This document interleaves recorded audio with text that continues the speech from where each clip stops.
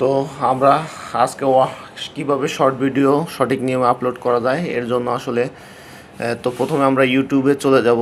ইউটিউবে চলে যাওয়ার পরে দেখতে পাচ্ছেন যে নিচে একটা যে প্লাস আইকন আছে, এই প্লাস আইকনে চলে যাব। প্লাস আইকনে যাওয়ার পরে দেখেন শর্ট লেখা আছে, শর্টে চলে যাব। শর্টের পর দেখেন তার লাল একটা গোল চিহ্ন, তার পাশে অ্যাড লেখা আছে।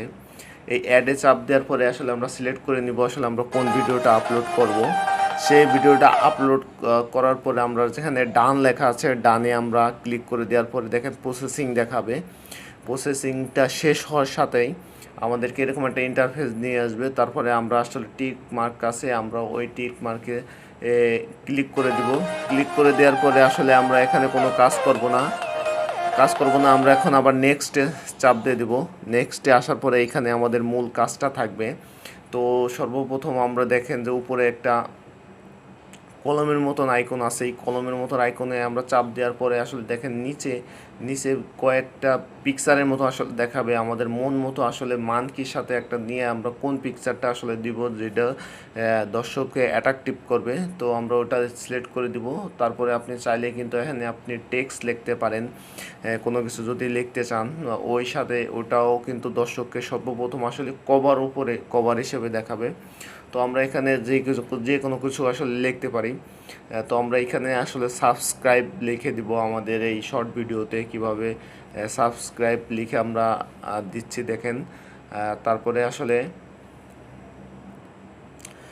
এটা লেখার পরে আমরা কিন্তু এটাকে বিভিন্ন কালারও করতে পারি, যে এটা লাল, হলুদ বা কালো যেটাই হোক না কেন আমরা কিন্তু সেটাকে কালার করতে পারি। এবং সেখান থেকে কিন্তু আপনি উপরের যে আইকনটা আছে দেখতে পারেন মাঝখানে, সেখান থেকে কিন্তু আমরা ফন্টও চেঞ্জ করতে পারবো।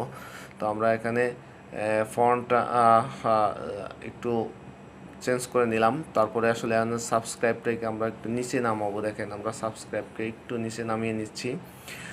এরপরে আমাদের মোটামুটি এখানে কাজ শেষ। তারপরে এখানে ফিল্টার দেওয়ারও একটা অপশন আছে কিন্তু, যদি আপনারা একটু দেখেন। তো আমরা আসলে ফিল্টার দিব না, তারপর আপনাদের বোঝার সুবিধার্থে আসলে কিন্তু ফিল্টারটা আমি একটু দেখাচ্ছি। বিভিন্ন ধরনের আসলে ইফেক্টিভ ফিল্টার আছে।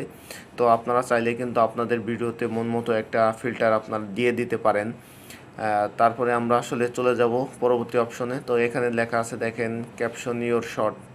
তারপর লেখা আছে যে ভিজিবিলিটি, আসলে ভিজিবিলিটি কিন্তু অবশ্যই পাবলিক করে দিবেন। পাবলিক করে দেওয়ার পরে আপনি যদি চান যে লোকেশন দিবেন তাও দিতে পারেন, না দিলে আপনি না দিতে পারেন। তারপরে আপনি যদি চান যে আপনার শর্ট ভিডিওতে রিমিক্স হবে, সেই রিমিক্সটাও কিন্তু আসলে আপনি দিতে পারেন। এরপরে আসলে আপনি এখানে ক্যাপশনে চলে যাবেন। ক্যাপশনে আপনার ভিডিও রিলেটেড যেটা আসলে সেটা আসলে লিখবেন। মানকি, আমি যেমন মানকি লিখলাম। তারপরে কিন্তু অবশ্যই হ্যাশট্যাগটা দিবেন। হ্যাশট্যাগটা আসলে এসইওর মতন আসলে কাজ করে। তো এখানে আমরা মানকি হ্যাশট্যাগ দিলাম, বা এখানে আপনি মাইক্রোসফট ওয়ার্ড ডকুমেন্ট দিতে পারেন, ম্যাজিক দিতে পারেন, কিবোর্ড শর্টকাট দিতে পারেন। তো আমরা একটা দিয়ে দেখালাম।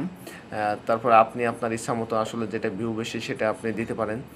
তো তারপরে আপনার